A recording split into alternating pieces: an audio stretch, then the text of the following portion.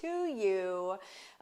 We are in currently the last Friday of the year, right? Like, let's do the darn thing. What I wanted to talk about today is something that I don't feel like we talk about enough, but most certainly it makes the most sense to talk about it today, right? So, anyway, here we go. Stay hydrated, y'all. That's what the video is about. Stay hydrated. I'm just kidding. Although you should. So anyway, what I wanted to talk about today is what is actually real for you in 2024. I'm going to give a shout out to Michelle for my hoodie. Yesterday I wore a hoodie that Amy Andrews sent me. It's great that like two of my friends sent me hoodies. You know that you have a vibe when, and a tribe, right?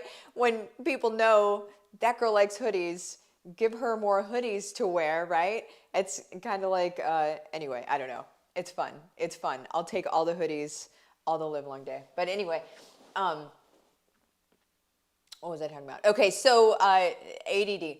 Next year, so 2024, what is real for you? What is really actually possible for you? And I'm not going to pull any punches here. Apparently, I'm just going to kind of roll around a little bit, but I'm not going to pull any punches, and I'm not going to say things that aren't really possible and say that they are. Okay, I'm going to be very realistic. That is kind of one of my qualities is we can be visionaries, but we're rooted in reality. What is realistic for you in 2024, right? I think that a lot of people, they don't think big enough, you know? They don't, and it's because they don't believe that they can.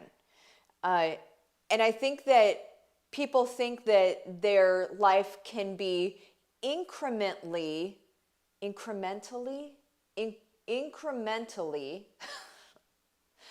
better the next year, right? Or worse. But I think that if they think their life can be better, I think that they believe, well, what I see, literally what I see is people saying, well, it could be maybe a little bit better. Like, I'm going to be safe and I'm going to say maybe it could be a little bit better.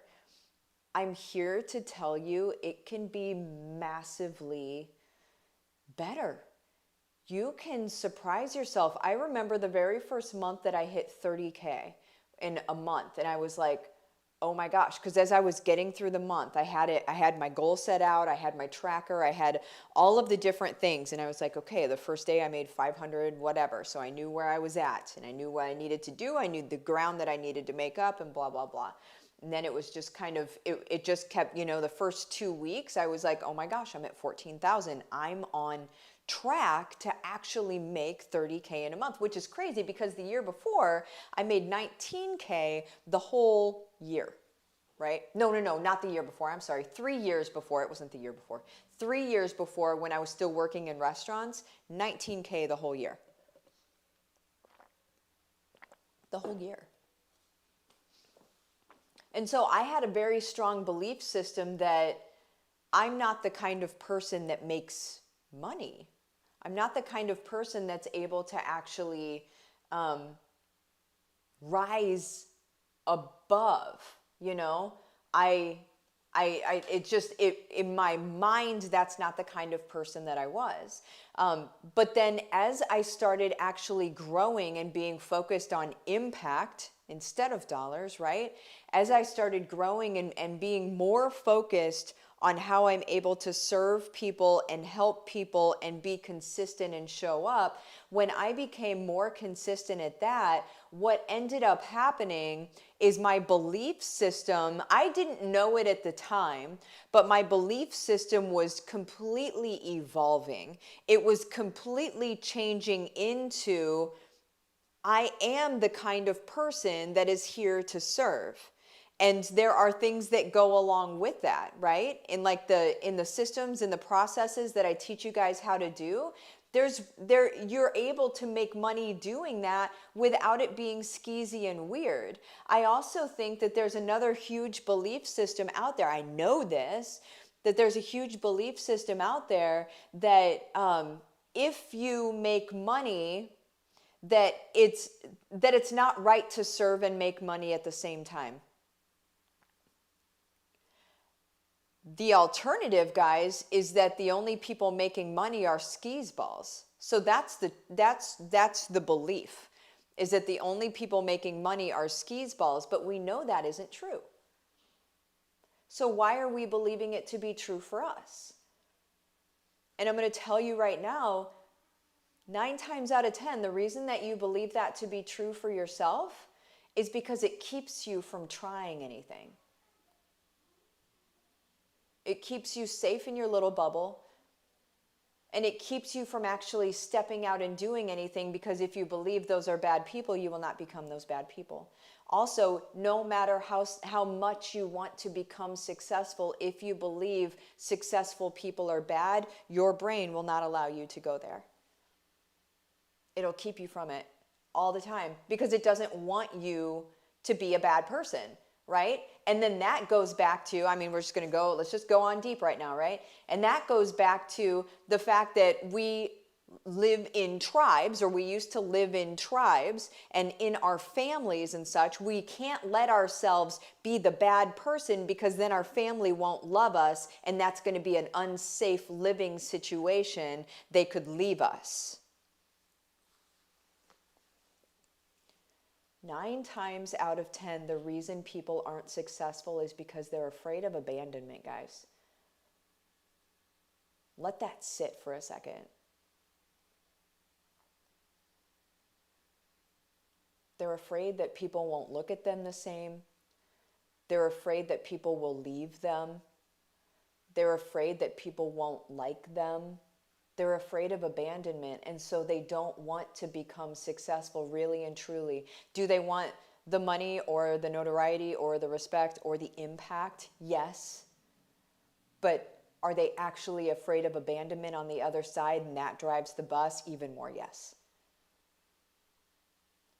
As we're setting our goals and we're setting our intentions and we're setting our, what we, God is going to have his way with your life, win, lose, or draw. Okay? That's a thing. But in your own listening to God and then saying, okay, here's where I think we're going. I think we always need to be, I'm just going to say this, we need to have a really good prayer life, and we need to always be in communication with God. Like, if it's not for me, take it away. Rip it out of my hands, right? Take it out of my hands. If this is not what you want me to be doing, make it abundantly clear. Take it away from me, right? Pray for stuff like that, guys. And then the things that you're going to actually be doing that he's not ripping out of your hands are blessed. And you are ready for that, right? You are being made ready for these different things. And then you don't have to question. Just be in communication, right? A lot of times people are really afraid to say, Lord, take it out of my hands if it's not for me, because you want it in your hands. But do you? Do you want it in your hands? If it's not from him, do you? I don't. I just want to be used. You know what I'm saying? So anyway, as we go into 2024, what I want you to think about, I'm going to paint a picture for you what's real for you, okay? But what I want you to think about, instead of saying, oh, no, that can't be me, oh, no, that can't be me, which would have happened if I hadn't prefaced the whole thing with this, right? What I want you to think about is, how can I let go of all of this fear of abandonment? Sometimes people call it fear of success. It's the same thing, because the success equals abandonment, right? It's just taking it a little further down the road. I want you to be able to go to God with that, get rid of that, because that isn't from him, okay? Guys, I would say most of us are not living our true potential in this world, our God-given potential, our God-given purpose. I would say most of us are not living that simply because we're afraid, and the fear does not come from him. And so you're letting somebody else stop you from having the impact that you're able to have in this world. And it's not even like it's fun to do that. It's heartbreaking. And then you live in a heartbreaking life. And it's time to be done with that. That's not a life that you have to live. Day after day after day. Yesterday could be the last day you lived that. And today is different. And today is new. It's literally a choice that you make. It's a choice that you make. And then it's prayer with your Father, guys.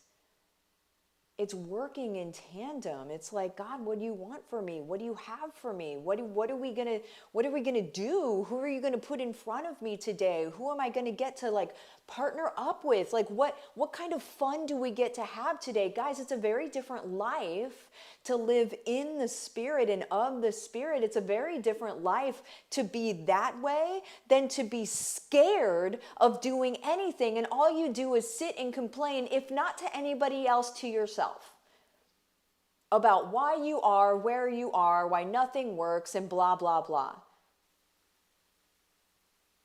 It could be very different. But you do have to make the choice. This is a choice. We have free will. And we get handed over to our free will sometimes when we don't like it. Because we have chosen that. I didn't mean to get like so super real, but what's necessary is what's necessary, right? And if I'm getting very real and talking about what's possible for you next year, we have to talk about why things are in the way, what they are, why they're in the way, so you can just look at them and move on. When you can identify something, you can get rid of it. When you can't identify something, you can't get rid of it. You don't know what it is, right? It just keeps hurting you, keeps harming you, keeps making you feel small, whatever, all of that stuff. All of those things that you feel about yourself are simply because that's what the enemy has you feeling about yourself, because he knows the buttons to push to keep you from doing what God wants you to do. Okay? All right. So now for 2024, let's talk about that, okay? I'm very excited for 2024 because I know what y'all are going to do. I know what you are going to do. I know that after you watch this today, you're going to go into prayer with God and you're going to say, hey, listen, I'm awake, I'm up, let's do this thing. What do you have for me in 2024? I want you to listen, okay, for what he has for you in 2024. When you go into the year, it's 12 months, guys. I mean, what happened in the last month? It's like months are short and long both at the same time, right? It seems like at the end of the month, you look back and you're like, whoa, that went fast. But then also in the middle of the month, you're like, this is just like 2 more weeks to this month, you know? So they're short and long at the same time, and that's all perspective, right? So as we go into the year, a year is a really long time to make huge changes, right?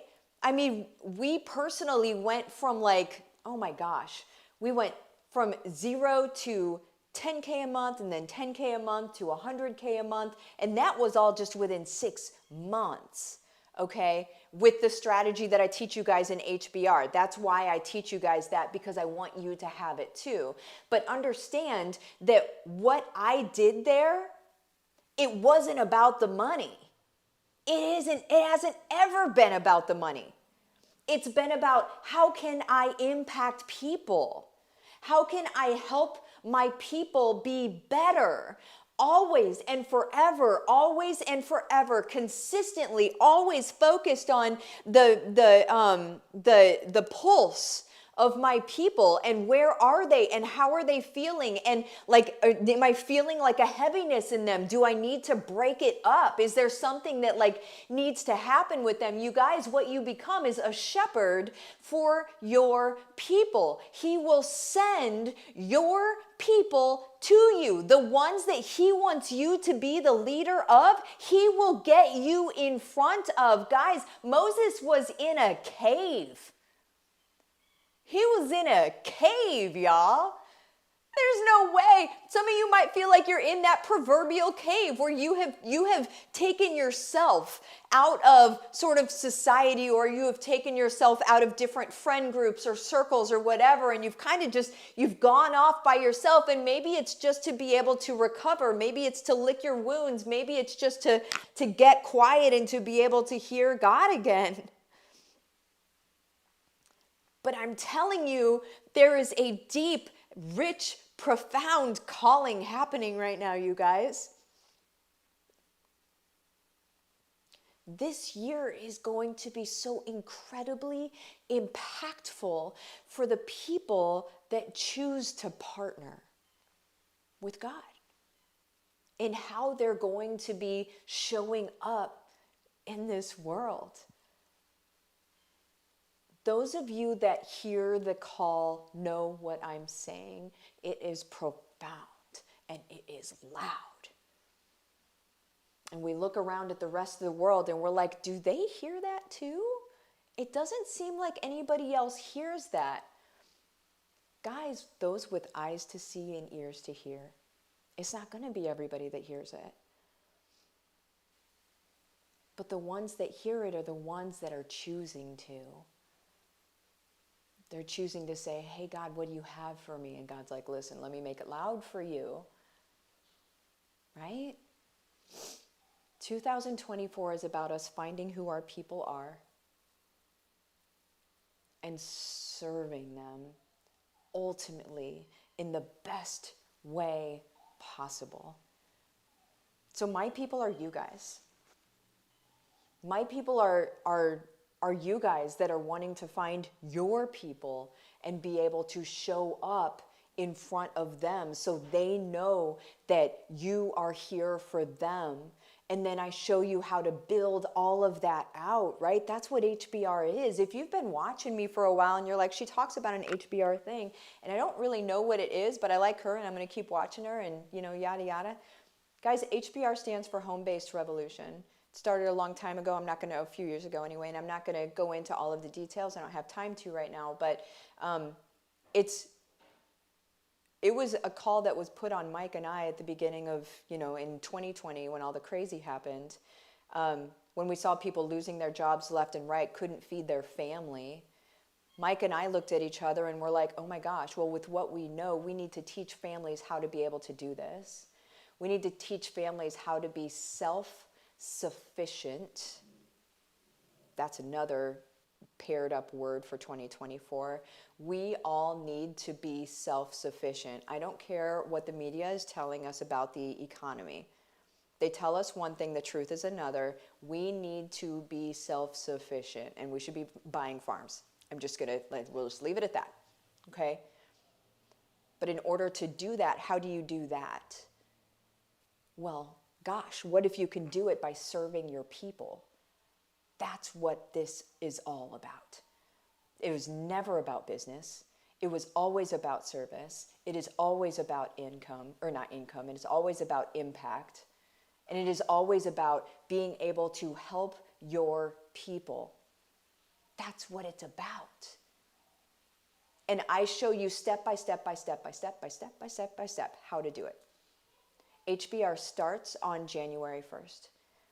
You can sign up until December 31st. The doors literally close, and this is not they're closing, but I'll extend it a week. It's not being extended a week. I'm honoring the people that have made the choice to jump in by the 31st, because we're all going through as like a little mini impact army. And we're all going through together, and I don't want any sort of folks wandering in, halfway through. Well, what's going on in here? I love you guys, but I don't want that. And I have to protect my people. And so you can join in the next one if you want to, but when you join in the next one, if you join in on the next one, halfway through the first one, you're going to be getting a little jealous of the people that were already in there, because you're going to be like, oh my gosh, they're doing so well. I want to be able to do that. Well, you have to wait, right? Or you can actually jump in. If you're feeling the nudge to do it right now, do it. It does not make sense to wait, okay? Jump in.